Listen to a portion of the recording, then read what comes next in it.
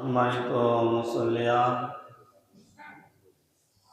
আমরা সর্বপ্রথম মহান আল্লাহ সুবহানাহু ওয়া তাআলার দরবারে লাখো কোটি শুকরিয়া জ্ঞাপন করি যে মহান আল্লাহ সুবহানাহু ওয়া তাআলা আপনাকে আমাকে সুস্থ রেখে পৃথিবীর উৎকৃষ্ট জায়গা মসজিদে একত্রিত হওয়ার তৌফিক ইনায়েত করেছেন। এজন্য মালিকের দরবারে শুকরিয়া জ্ঞাপনার্থে বলি আলহামদুলিল্লাহ। আজকে 1446 হিজরি সনে 47 হিজরি সনে রজব মাসের প্রায় শেষ মুহূর্তে এসে আমরা পৌঁছেছি। আর কিছুদিন পরেই সেই মহান মাস রমাদান মুবারক শুরু হবে। এজন্য এখন থেকেই রমাদান মুবারকের প্রস্তুতি গ্রহণ করা, সর্বপ্রকার কাজকর্ম থেকে নিজেকে গুটিয়ে নেওয়া। সম্মানিত মুসল্লিয়ান, আজকে আপনাদের সামনে পবিত্র কুরআনুল কারীম থেকে যে আয়াতে কারিমা তেলাওয়াত করেছি, বিশ্বনবীর অসংখ্য হাদিস থেকে এক টুকরা হাদিস পাঠ করেছি। তেলাওয়াতকৃত আয়াত ও হাদিসে আলোচনা করা হয়েছে আগ্রাসন ও জুলুমের বিরুদ্ধে ইসলামের অবস্থান কি। আগ্রাসন ও জুলুমের বিরুদ্ধে ইসলামের অবস্থান কি। সর্বপ্রথম মনে রাখতে হবে, আল্লাহ সুবহানাহু ওয়া তাআলা বলেছেন, ইন্নাল্লাহা ইয়া'মুরু বিল আদল। আল্লাহ পাক নির্দেশ দিয়েছেন এই জমিনে ইনসাফ কায়েম করার জন্য।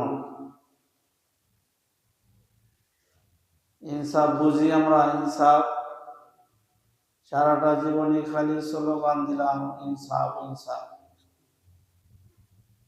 ইনসাফ। ইনসাফের নির্দেশ দিয়েছেন আল্লাহ সুবহানাহু ওয়া তাআলা। যখন পরিবার, সমাজ, রাষ্ট্র যখন সর্বত্র ইনসাফ কায়েম হবে, তখনই সেই সমাজে, রাষ্ট্রে, পরিবারের মধ্যে শান্তি আর শান্তি চলে আসবে। আজকে যেদিকেই আমরা তাকাই সেদিকেই অশান্তি। এই অশান্তির পেছনে হলো কোথাও ইনসাফ নেই, সর্বত্র জুলুম আর জুলুম। এই জন্য এই জুলুমের ব্যাপারে আল্লাহ সুবহানাহু ওয়া তাআলা বলার আগেই বলেছেন, ইয়া আইয়ুহাল্লাযীনা আমানুত্তাকুল্লাহ হাক্কা তুকাতিহি। আল্লাহ পাক ঈমানদারদেরকে বলতেছেন, হে ঈমানদারগণ, তোমরা আল্লাহকে ভয় করো যেভাবে ভয় করা উচিত, ভয় করার মতো ভয় করো। শুধু মুখে বললাম আল্লাহকে ভয় করি, এতটুকু নয়, অন্তরে ভয় করতে হবে। যখন মুসলমান অন্তর দিয়ে আল্লাহকে ভয় করবে, তখন সেই মুসলমান কোনো প্রকার অপরাধে জড়িত হবে না, অন্যের উপরে জুলুম করবে না, জমি দখল করবে না, আত্মসাৎ করবে না, অন্যের রক্ত ঝরাবে না, যখন আল্লাহকে ভয় করে। এজন্য আল্লাহ পাক প্রথমেই বলেছেন, ঈমানদার, ঈমান এনেছ ভালো কথা, আমাকে ভয় করতে হবে, আমি আল্লাহকে ভয় করব। হাদিসে কুদসির মধ্যে এসেছে, হাদিসে কুদসি বুঝে, হাদিসের মধ্যে একাধিক প্রকার আছে। এর মধ্যে একটি প্রকার হচ্ছে হাদিসে কুদসি, অর্থাৎ যে কথাটা আল্লাহ পাকের, সেই কথাটাকে নবী তার নিজের ভাষায় উপস্থাপন করেছেন। কথাটা আল্লাহ, উপস্থাপন করছেন কে? নবীজি। সেই কথাটাকে বলা হয় হাদিসে কুদসি। তাহলে হাদিসে কুদসির মধ্যে এসেছে কথা কার? আল্লাহ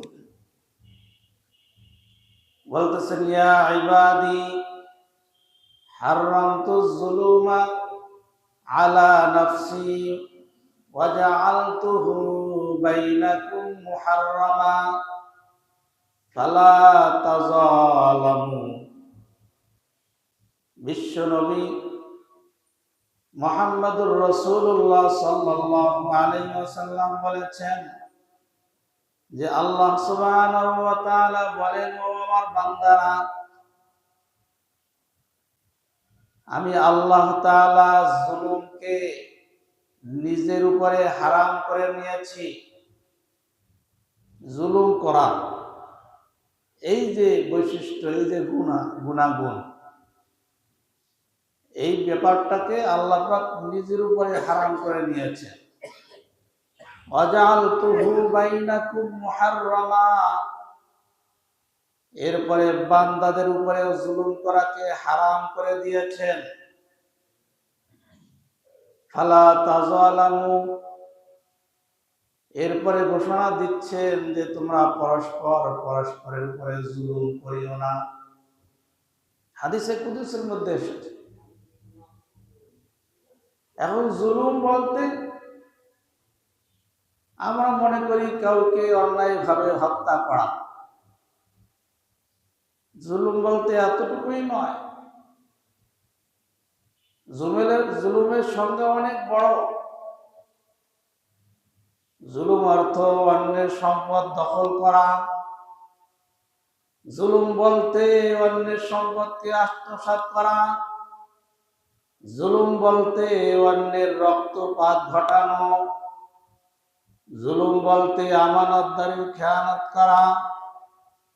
জুলুম বলতে সত্যকে বল প্রয়োগ করে থামিয়ে দেওয়া, এটাকে জুলুম বলে। আমরা শুধু মনে করি একটা চর দিল অন্যায়ভাবে, এতটুকুই জুলুম। সংজ্ঞা অনেক বড়। জুলুমের বিভিন্ন ধরন আছে। এই জুলুম করতে হাদিসে কুদসির মধ্যে এসেছে নিষেধ। জুলুম করাটা কি? হারাম। অন্যের উপর জুলুম করা, আগ্রাসী হওয়া, এটা কি ইসলাম শরীয়তে হারাম। এই জুলুম যারা করে তাদের দিকে ধাবিত হতেও নিষেধ করেছে। যারা জুলুমবাজ, চাঁদাবাজ, ধান্দাবাজ, যারা অন্যের জমি দখল করে, দেশের সম্পদকে আত্মসাৎ করে, মানুষের সম্পদকে আত্মসাৎ করে, এমন লোকের সাপোর্ট নেওয়াটাও কি হারাম। কে বলেছেন? আল্লাহ রাব্বুল আলামিন কোরআনুল কারীমের মধ্যে বলেন, ওয়ালা তারকানু ইলাল্লাযীনা যালামু ফাতামাসসাকুমুন নার। وما لكم من دون الله من أولياء ثم لا تنصرون আল্লাহ পাক বলেন ওয়ালা তারকানু ইলাল্লাযিনা যালামু ও দুনিয়ার মানুষ ভালো করে মনে রেখো যারা জুলুম করে অন্যায় করে এদের দিকে তোমরা ঝুঁকে পড়িও না এদের সাপোর্ট গিয়েও না সাপোর্ট করিও না কে বলতেছেন সরাসরি অনুবাদ বলতেছি ওয়ালা তারকানু ইলাল্লাযিনা যালামু যারা জালেম জুলুম করে মানুষকে ঠকায় মানুষের ধন সম্পদকে আত্মসাৎ করে মানুষের রক্ত ঝরায় মানুষকে খুন করে মানুষের উপর বল প্রয়োগ করে এদের তোমরা সাপোর্ট করিও না বলতেছেন কে আল্লাহ বলেছেন ফাতামাসসাকুমুন নার যদি তোমরা এই ধরনের ব্যক্তির সাপোর্ট করো এই ব্যক্তির পক্ষে চলে যাও ভালো করে মনে রেখো ফাতামাসসাকুমুন নার তাহলে জাহান্নামের আগুন তোমাকে স্পর্শ করবে বলছেন কে তাহলে জালেম যারা অত্যাচার করে মানুষের সম্পদকে আত্মসাৎ করে মানুষের রক্ত ঝরায় এলাকায় সন্ত্রাসী করে মানুষকে ভীত সন্ত্রস্ত করে এমন ব্যক্তিদের পক্ষ অবলম্বন করাটা মানে সে কাল কিয়ামতের ময়দানে জাহান্নামের আগুনে জ্বলতে হবে ফাতামাসসাকুমুন নার ওয়ামা লাকুম মিন দুনিল্লাহি মিন আউলিয়া সুম্মা লা তুনসারুন আল্লাহ পাক বলেন সেদিন তোমার কোনো প্রকার অভিভাবক থাকবে না সাহায্যকারীও থাকবে না আজকে দুনিয়াতে তুমি চোর গুন্ডা লম্পট ছিনতাইকারী এই ব্যক্তির পক্ষ অবলম্বন করেছো কাল কিয়ামতের ময়দানে তোমাকে এই অন্যায় থেকে এই অপরাধের শাস্তি থেকে কেউ বাঁচাতে পারবে না আমি আল্লাহ ঘোষণা দিয়েছেন পরীক্ষার প্রশ্ন করেছেন ফলাফলও জানাই দিয়েছেন এরপরও মানব জাতি শুনে না বুঝে না যে তোমরা এই কাজ করবে না করলে এটা হবে আল্লাহ পাক প্রশ্ন করেছেন প্রশ্নের উত্তরও দিয়েছেন ফলাফলও জানিয়ে দিয়েছেন এরপর আমরা এমন কপাল করা জাতি আল্লাহর কথা শুনি না শুনি কার কথা কলিমুল্লাহর কথা তো বলতেছি জুলুম করাটা এটা হারাম আল্লাহ নিজেই জুলুম করাকে নিজের উপরে হারাম করেছেন বান্দার উপরেও অন্যর প্রতি জুলুম করাটাও হারাম করে দিয়েছেন আজকে ইনসাফের পক্ষে নাই জুলুমের পক্ষে আছি ঠিক কিনা দেখবেন এই এলাকার সবচাইতে যে সম্ভ্রান্ত শিল্পপতি এমন ব্যক্তি যদি কোনো অপরাধ করে ফেলে তখন চতুর্পাশ দিয়ে তার পক্ষ অবলম্বন করে কিন্তু যে সৎ পথে আছে তাকে কেহই তার পক্ষ অবলম্বন করে না ঠিক কিনা দেখবেন একজন এই এলাকার প্রভাবশালী রিক্সা চালককে এক চর মেরেছে রিক্সা চালকের অপরাধ কি যে সে ভাড়াটা ন্যায্য ভাড়াটা চেয়েছে 20 টাকা সে নেমেই দিয়েছে এক চর 20 টাকা চাও আবার অথচ ন্যায্য ভাড়াটাই কিন্তু 20 টাকা এরকম হয় না অনেক সময় অপরাধ করছে কিন্তু এই শিল্পপতি দেখবেন আশপাশে মানুষ জড়ো হয়ে গিয়েছে কি হয়েছে আরে ভাইয়ের সাথে অন্যায় করেছে দাদার সাথে অন্যায় করেছে তখন রিকশাওয়ালা উনি মাজলুমের শিকার এমনটাই কিন্তু দুনিয়ায় চলছে। আমি নামাজি হয়েও অপরাধীর পক্ষে, বেনামাজি হয়েও অপরাধীর পক্ষে, হাজি সাহেব হয়েও অপরাধীর পক্ষে, গাজী সাহেব হয়েও অপরাধীর পক্ষে, মাজলুমের পক্ষে নাই। অথচ পরিচয় দিতে গেলে বলি আমার নাম আব্দুর রহমান, আমার নাম আব্দুল সালাম, আমার নাম আব্দুল মুবিন। পরিচয় দিচ্ছি মুসলমানের। ইনসাফের পক্ষে নাই, ন্যায়পরায়ণের পক্ষে নাই, জুলুমের পক্ষে আছে। এই সংখ্যাটা বেশি না কম? বেশি। সমাজে, পরিবারে, রাষ্ট্রে সর্বত্র এটা ছড়িয়ে পড়েছে। অপরাধীর পক্ষের লোক বেশি আর নিরপরাধীর পক্ষের লোক নাই, এমনটাই চলছে। অথচ সমাজে যে মানুষ বসবাস করে শতকরা ৯৯% মুসলমান। মুসলমান তো অপরাধীর পক্ষে যাবে না, জালেমের পক্ষ কখনো অবলম্বন করবে না। জালেমের পক্ষ অবলম্বন করা মানে নিজেও জালেম হয়ে যাওয়া। এইটা বুঝে না মুসলমান, বুঝে ভালো করে, কিন্তু বোঝার পরেও না বোঝা ভান করে। সমাজে এমন লোক আছে কি নাই? অপরাধ দেখতেছে, এরপরেও না দেখার ভান করে চলে যাচ্ছে। এই সংখ্যাটা বেশি না কম? আরে অপরাধ হচ্ছে, যদি এখন এখানে বাধা দিতে চাই, বাধা দিতে যাই, তাহলে তো সমস্যা হয়ে যাবে। আরে মুসলমান জাতি তো এমন নয়, বাধা তো দিতে হবে, অন্যায় দেখলেই প্রতিবাদ করতে হবে। এটাই হলো মুসলমানের আদর্শ। দেখেন না, এক হাদি, ওসমান হাদি বাংলাদেশের রাজনীতির প্রেক্ষাপটকে বদল করিয়ে দিয়েছে। এক ওসমান হাদি শুধু ইনসাফের স্লোগান দিয়ে। এমনিতেই ওসমান হাদির জানাজায় এত লোক এমনিতে হয় নাই, ইনসাফের স্লোগানে আজকে পুরা বাংলাটা কেঁপে উঠেছে রাজনীতির ময়দানে। সে নতুন কিছু রাজনীতি দেখাই গিয়েছে যে ইনসাফের ভিত্তিতে রাজনীতি কিভাবে করতে হয়।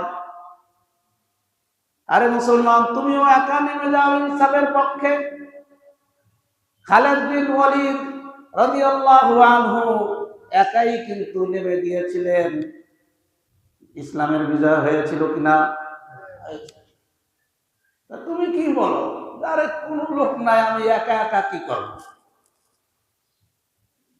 সবাই যদি একই ন্যায়ের মাঝি হয়ে যায় তাহলে তো কিছুই হবে না দুনিয়ায়। হবে কি বলে?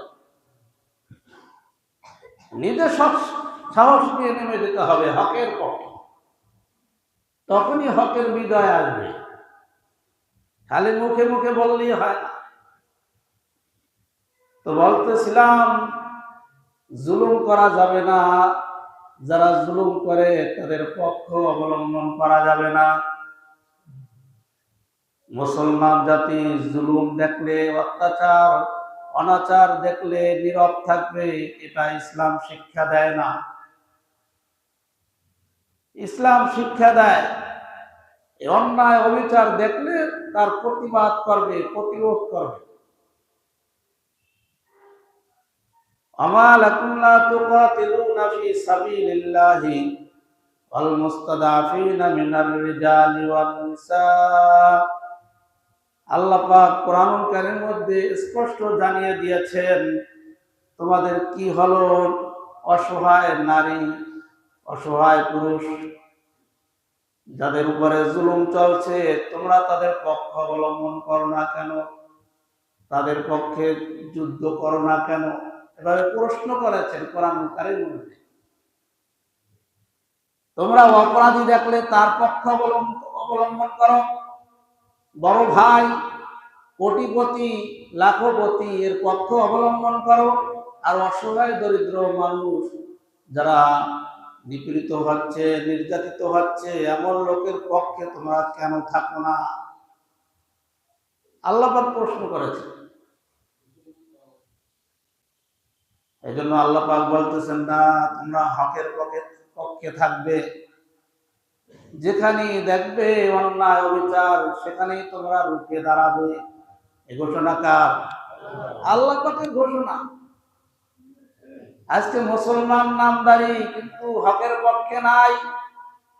হকের পক্ষে যখন কথা বলা হয় বিভিন্ন সুরে মুসলমানই কথা বলে, বলে কি বলে না? আরে হুজুর এত গরম কথা বলা দরকার কি? আরে কোরআনে তো বলেছেন, আল্লাহ পাক বলতে বলেছেন, ওলামা একরাম তো বলবেই।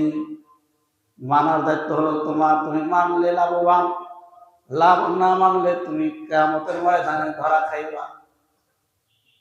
কিন্তু ওলামা একরামের উপর যে আল্লাহ পাক জিম্মাদারি দিয়েছেন, কোরআন হাদিস শিখিয়েছেন, এটা বান্দার কাছে পৌঁছাই দিতে হবে। এটা ওলামা একরামের দায়িত্ব। কি বলেন? দায়িত্ব। সেই কথাগুলি যখন ওলামা একরাম পেশ করবে, তোমার কাছে ভালো লাগতেও পারে, নাও লাগতে পারে, কিন্তু তোমাকে কিন্তু ওলামা একরাম টার্গেট করে বলতেছে না তুমি দেখবে আমি এই রোগে আক্রান্ত কিনা, আমার এই রোগ থেকে সারা দরকার, তুমি এখান থেকে শুনে শুনে তোমাকে শোধরাবা, এটাই তোমার কাজ। এই জন্য বলতেছিলাম জুলুম করা যাবে না। জুলুম বলতে শুধু মানুষকে অন্যায়ভাবে প্রহার করলাম এমনটা নয়। জুলুম বলতে অন্যের সম্পদ দখল করা, জুলুম বলতে অন্যায়ভাবে তার রক্ত জড়ানো, জুলুম বলতে সত্য কথা বলতেছে বল প্রয়োগ করে সেটাকে থামিয়ে দেওয়া, ধামা চাপা দেওয়া, এটাও জুলুম। বুঝাইতে পারলাম? জুলুম বুঝি তো? হক কথা বললেও থামাই দেওয়া যাবে না। হক কথা মুসলমান বলবেই। কোরআন হাদিসের কথা হক, এটা মানুষের সামনে উপস্থাপন করতে হবে, এটা দায়িত্ব, প্রত্যেকটা মুসলমানের দায়িত্ব। ওয়ালা তারকানু ইলাল্লাযীনা যালামু ফাতামাসসাকুমুন নার ওয়া মা লাকুম মিন দুনিল্লাহি মিন আউলিয়া সুম্মা লা তুনসারুন। যারা অপরাধী, জালেম, এমন লোকের পক্ষ অবলম্বন করা যাবে না, এমন লোকের সাপোর্টও গাওয়া যাবে না। ফাতামাসসাকুমুন নার, তাহলে জাহান্নামে জ্বলতে হবে। এই জন্য যুব সমাজকে বলতেছি, ও যুবক ভাইয়েরা, ভালো করে মনে রাখতে হবে, বিবেককে প্রশ্ন করতে হবে। আজকে আমি যুবক আছি, কালকে বৃদ্ধ হয়ে যাব। যুবক বয়সে ইসলামের জন্য অনেক কাজ করতে হবে, অনেক দায়িত্ব আছে। যুবকরাই সমাজকে পরিবর্তন করতে পারবে, রাষ্ট্রকে পরিবর্তন করতে পারবে। দেখো না, বিরুদ্ধরা যখন নামাজে দাঁড়ায়, কোমরটা ব্যথা, ঠিক মতো রুকু দিতে পারে না, সেজদা করতে পারে না, তোমার সামনেই তো তুমি দেখতেছ। এই জন্য যুবক থাকতেই কাজ করতে হবে। শাবাবাকা ক্বাবলা হারামিক, বিশ্ব নবী বলেছেন, বার্ধক্য আসার পূর্বে যৌবনকালকে গনিমত মনে করো। নেক আমল যা করতে হবে এই যৌবনকালেই করতে হবে। বিরুদ্ধ হলে কিন্তু সব নেক আমল করা যায় না, ইবাদত সঠিকভাবে করা যায় না। ইবাদতের মধ্যে গরমিল চলে আছে। কোরআনের আয়াত তেলাওয়াত শুরু করে দিবা, দেখবা তোমার মুখ থেকে বিভিন্ন দোয়া দুরূদ বের হয়ে গিয়েছে। নামাজের মধ্যে কিরাত করাটা ফরজ, তুমি কিরাত শুরু করেছো, মুখ দিয়ে সুবহানাল্লাহ সুবহানাল্লাহ বের হয়ে গিয়েছে, তাসবিহ বের হয়ে গিয়েছে, তোমার ডিফেন্স ঠিক নাই। এই জন্য যৌবন কালকে গনিমতের মনে করতে হবে। যৌবন কালেই ইবাদত বেশি বেশি করতে হবে। সেই ইবাদত করার একটা মৌসুম আসতেছে, রমাদানুল মুবারক। এখন থেকেই প্রস্তুতি নিতে হবে সেই ইবাদত করার জন্য। প্রস্তুতি নিয়ে রমাদানুল মুবারকের পুরোপুরি যাতে সময়টা দিনের পথে ইবাদতের ক্ষেত্রে কাটাতে পারে, এই জন্য এখনই প্রস্তুতি নেওয়া। তো বলতেছিলাম, যুবক ভাইয়েরা, যেখানে জুলুম দেখবা সেখানে সোচ্চার হতে হবে। দেখবা যখন সমাজে মানুষ অপরাধে জড়িয়ে পড়েছে, সমাজে অপরাধী কিন্তু বেশি না। এই সমাজে কি অসংখ্য মানুষ চাঁদাবাজ? কথা বলে না? অসংখ্য মানুষ কি চাঁদাবাজ? অসংখ্য মানুষ কি ইয়াবাখোর? অসংখ্য মানুষ কি গাঁজাখোর? অসংখ্য মানুষ কি সুদ খায়? অল্প কয়েকজন, গুটি কয়েকজন। এই যে কাজগুলি করতেছে, এই কাজগুলি কি অপরাধ না? অপরাধ না? সুদ খাওয়াটা অপরাধ না? ঘুষ খাওয়াটা অপরাধ না? এই যে ইয়াবা খায়, গাঁজা খায়, মদ খায়, এটা কি অপরাধ না? মুসলমানের সংবিধানে অপরাধ, ডাইরেক্ট কোরআনে বলেছে অপরাধ। তুমি মুসলমান জানো এটা অপরাধ, আল্লাহর পক্ষ থেকে নির্ধারিত অপরাধ। যে মদ পান করাটা অপরাধ, জুলুম করাটা অপরাধ, অন্যের সম্পদ দখল করাটা অপরাধ, অন্যের রক্ত অন্যায়ভাবে ঝরানো অপরাধ। তুমি জানতেছ অন্যের সম্পদ কিন্তু সকলে মিলে ভোগ করে না, দু চারটা মানুষ দখল করে খায়, দু চারটা মানুষ অন্যের অন্যায়ভাবে রক্ত ঝরায়, দুই চারটা মানুষ সত্য কথাকে বল প্রয়োগ করে থামিয়ে দেয়, দুই চারটা মানুষ, না বেশি? কথা বলে না? বেশি লোক? দুই চারটা মানুষ করে। আর সেই দুই চারটা লোককে তুমি থামাতে পারো না, তাহলে তুমি কেমন যুবক হলা? দুই চারটা মানুষকে এই অপরাধ থেকে ফিরিয়ে আনতে পারো না, তাহলে তুমি কেমন মুসলমান? তুমি তো এই ক্ষেত্রে কোনোই পদক্ষেপ গ্রহণ করো না। তুমি মসজিদে আসো, ইমামের পিছনে নামাজ পড়ে চলে যাও, কিছু আছো 5 ওয়াক্ত পড়ো, কিছু আছো জুমার দিন টাক দিয়ে চলে যাও, মনে করতেছো এতটুকুই দায়িত্ব না। সমাজকে পরিবর্তন করার দায়িত্ব তোমারও, শুধু ইমাম সাহেবের নয়। সমাজে অপরাধ চলছে, জুলুম চলছে, তোমার কাছে পছন্দনীয় নয়, এসে ইমাম সাহেবকে বলতেছো হুজুর এই ব্যাপারে একটু আলোচনা করো। বলেন অনেক সময়, আরে তুমি কি পদক্ষেপ নিচ্ছ ব্যক্তিগত ভাবে? তুমি তো একজন মুসলমান, তোমার তো পদক্ষেপ নিতে হবে যে আমার মুসলমান ভাই অপরাধে জড়িত হয়েছে, তাকে এই অপরাধ থেকে ফিরিয়ে আনতে হবে। তোমারও কলা কৌশল অবলম্বন করতে হবে, কিভাবে তাকে দিনের পথে নিয়ে আসা যায়, এই মেহনত করতে হবে। তোমারও দায়িত্ব, শুধু ইমামের দায়িত্ব নয়, তোমার দায়িত্ব আছে। এই জন্য যুবক ভাই বলতেছি যে যেখানে অপরাধ দেখবে সেখানেই প্রতিবাদ করতে হবে। এটা মুসলমানের রক্তের গুণাগুণ, বৈশিষ্ট্য। মুসলমানের রক্ত গরম, অপরাধ দেখে মুসলমান তো দাঁড়িয়ে থাকবে এমনটা তো না, এটা সহ্য করবে, এটা তো মুসলমান না। এই জন্য সমাজকে গঠন করতে হবে, অপরাধ দেখলেই প্রতিবাদ করতে হবে। একটা বিবাহ শাদী হয়, একটা বাড়িতেই শুধু গান বাজনা বাজানো হয়, কনসার্ট করা হয়, সারা এলাকার মানুষ মিলেও সেটাকে বন্ধ করতে পারে না, তাহলে কি পুরা এলাকার মানুষ কি বলবো? আমি কি বলবো? আপনারাই বলেন। এতটুকু সৎসাহস নেই যে আপনি মুসলমান, আপনার পাশের বাড়িতে বিবাহের অনুষ্ঠান হচ্ছে আর সেখানে অশালীন কার্যকলাপ চলছে, গান বাজনা চলছে, আপনি কোনো প্রকার পদক্ষেপ নেন না, তাহলে আপনি তো অপরাধ করার জন্য সুযোগ দিচ্ছেন। এই এলাকায় দু চারটা মানুষ মদ পান করে, আপনি জানেন, প্রতিবাদ করেন না, তাকে ফিরিয়ে আনার জন্য চেষ্টা করেন না, তাহলে আপনি এলাকায় বাস করেন কেন? মুসলমান, তোমাকে তো দুনিয়াতে এই জন্য পাঠানো হয়নি, তোমাকে তো কোরআনের সংবিধান বাস্তবায়ন করার জন্য এই পৃথিবীতে তোমাকে পাঠানো হয়েছে, এমনিতে নয়। এই পৃথিবীর মালিককে, আরো জোরে বলি, বাংলাদেশের মালিককে, ইন্ডিয়ার মালিককে।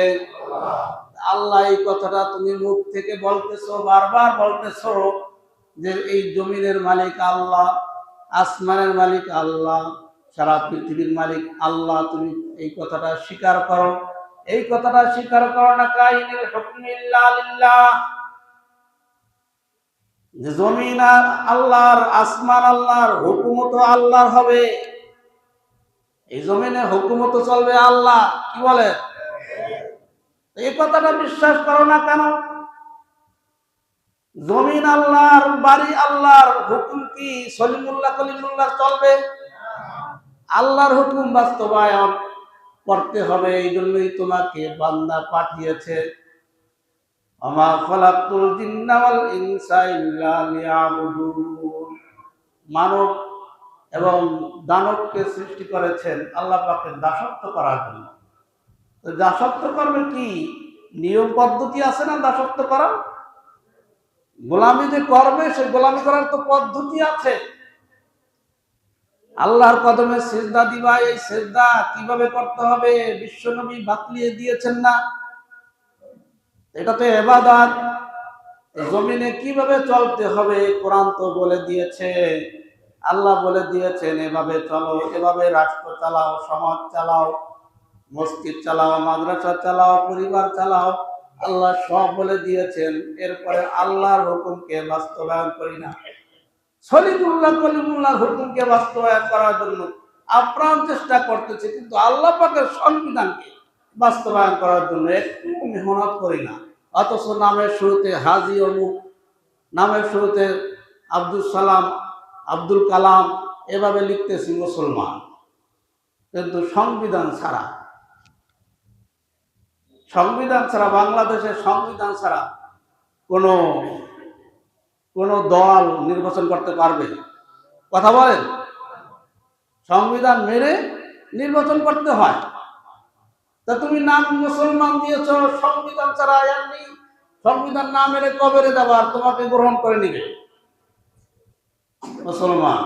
কথাগুলি হয়তো হালকা, কিন্তু শুনতে হালকা, কথাগুলি কিন্তু ভারী। এটা বিবেকের কাছে প্রশ্ন করতে হবে, চিন্তা করতে হবে আল্লাহ কেন পাঠালেন, আমাদের দায়িত্বটা কি? হককে হক বলে জানি না, সারাটা জীবন অপরাধ নিয়ে বসবাস করতেছি আর অপরাধীর সাপোর্ট দিতেছি। ওয়ালা তারকানু ইলাল্লাযিনা যালামু ফাতামাসসাকুমুন নার। স্পষ্ট ভাষায় আল্লাহ পাক বলে দিয়েছে যে অপরাধীর পক্ষ অবলম্বন করিও না।